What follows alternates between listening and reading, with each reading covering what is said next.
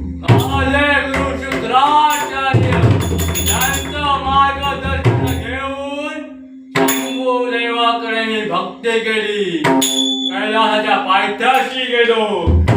पायथ्याशी काय केलं असेल आणि त्याच्या मुखावाटे शब्द काय बाहेर पडावे की ज्यावेळी सखा हनुमंत आणि आदिशक्ती पार्वतीचा त्यावेळी एकत्रित होऊन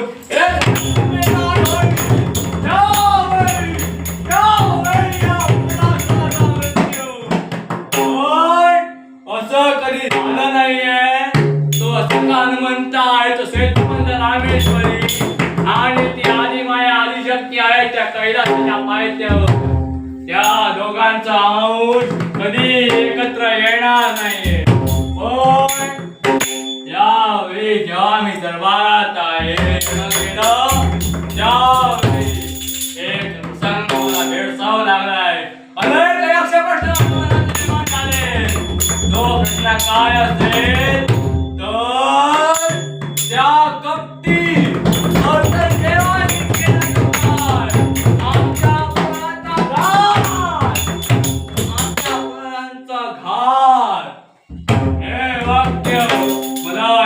शब्दाचा प्रतिस्मरण करत आहे.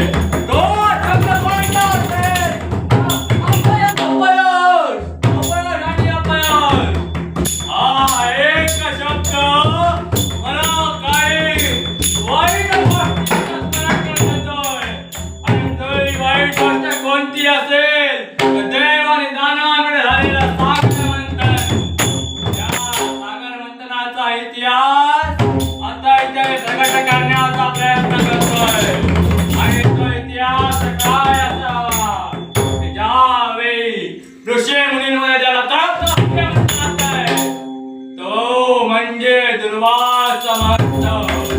त्या दुर्वासांचं येणं इंद्र दरबाराच्या ठिकाणी त्यांचं येणं झालं.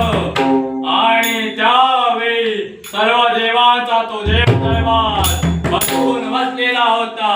त्याच वेळी काय घडलं असेल तर दुर्वास महंत जेव्हा दरबाराच्या ठिकाणी आले त्यावेळी सर्व देवतांनी त्याला नमस्कार केला.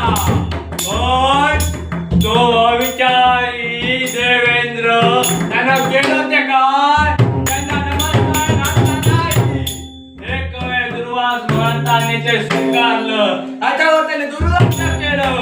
पण दुसऱ्या वेळी घडलं ते काय? आम्ही पाहिलं ते काय की ज्यावेळी त्या दुर्वास महंतांनी सर्वांसाठी पुष्पमाळा आणल्या होत्या आणि त्या देवेंद्रासाठी विशेष एका सुवर्ण कमळाची पुष्पमाळा तयार करून आणली होती. सर्व देवतांना आपापल्या पुष्पमाळ्यात वाटप करण्यात आलं. त्यांनी ते स्वीकारलं. पण ज्यावेळी तो कपटी विचारी इंद्र त्याच्या जवळ ज्या मिळाव्या त्यांनी दिली, दुर्वास महंतांनी त्यांच्या पूर्ण केली. त्यावेळी त्यानं काय केलं असेल ती माळाची एक हाती घ्यावी आणि हे पाहता क्षणी दुर्वास महंत क्रोधिष्ठ हो त्यांच्या मुखावर काय शब्द बाहेर पडले?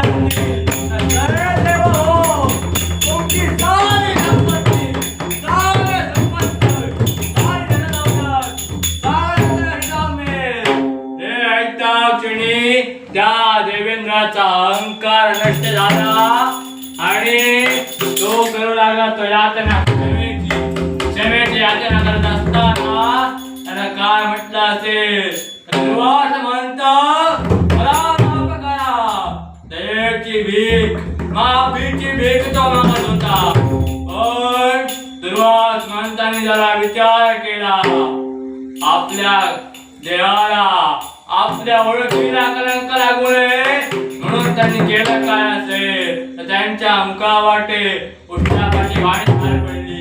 ती वाणी काय असेल तर ज्यावेळी देव आणि दानव हे मिळून ज्यावेळी सागर मंथन करतील त्यावेळी त्या सागर मंथनातून 14 रत्न बाहेर पडतील आणि 14 रत्नांपैकी एक रत्न हे दानवांचं असेल. दुसरा त्यांनी घोषित करून इंद्राला सांगितलं असेल तर काय, ज्यावेळी सागर मंथन होईल त्यावेळी सागरातून संपत्ती तुमची येईल आणि तुमचं सर्व काही सुखकर होऊन जाईल. त्याचप्रमाणे घडलं ते काय, त्यावेळी आमच्या पूर्वजांचा हा दरबार ऐकले बसला होता. सारे जानवे आपल्या आसनी विराजमान होते. त्याच वेळी देवेंद्राला आमच्याकडे धनदौलतीची भीक मागू लागला. त्यावेळी सारे देव आले पाताळ भुवनाच्या ठिकाणी. पाताळ भुवनात येऊन आमच्या पूर्वजांकडे धनदौलतीची भीक मागू लागले. त्यावेळी तो देवेंद्र म्हणाला काय असेल, दान हो, तुमचं सहकार्य आम्हाला हवंय. त्यावेळी आमच्या पूर्वजांनी प्रश्न केला, देव दानव हे संप्रत बंधुत्वाचं नातं, तुम्हाला सहाय्य करण्यासाठी आम्हाला हात पुढे करूच, पण आमची एक अट आहे, तुमचं जे काम आहे त्याने सांगा, नंतर आम्ही तुमच्या समोर आमची अट कशी तर करू. त्यावेळी देव काय म्हणाले असतील तर, दुर्वासमंतांचा झालेला तो शापाचा कोप सर्व त्यांनी कथित केला आणि आमच्या पूर्वजांनी प्रश्न केला की तुमच्या संपत्ती मधली अधिक संपत्ती दानवांची असली पाहिजे. त्याच वेळी त्या वैकुंठच्या नारायणानं फक्त मान डोलावली आणि आमच्या पूर्वजांना वाटलं काय असेल होय म्हणालाय. तर त्यावेळी सागर मंथनासाठी मेरू पर्वत सरळ उभा केला गेला. तो मेरू पर्वत धरत लागल्यामुळे त्या वैकुंठच्या नारायणानं एका कासवाचं रूप घेतलं. कासवाचं रूप घेऊन तो त्या मेरू पर्वताच्या तळाशी गेला. का मेरू पर्वत सरळ दुभंगला गेला. वासुकी सर्पाची दोरी करण्यात आली आणि त्या दोरीप्रमाणे सागर मंथन सुरू झालं. सागर मंथनातून बघता बघता 13 रत्न बाहेर पडली आणि 14व रत्न कोणतं असेल तर त्यात 2 कुंभ निघाले.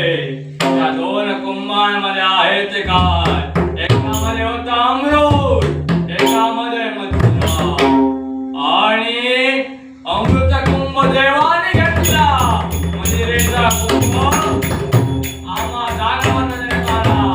त्यावेळी आमच्यात पूर्वजांपैकी राहू केतून केलं ते काय, चंद्रदेवाचं स्वरूप घेतलं आणि देवाच्या पंक्तीत तो जाऊन बसला.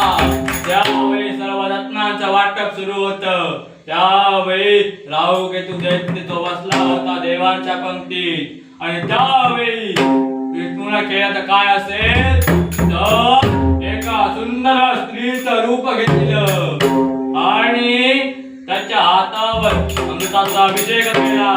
त्यानं तो गडगडा केला.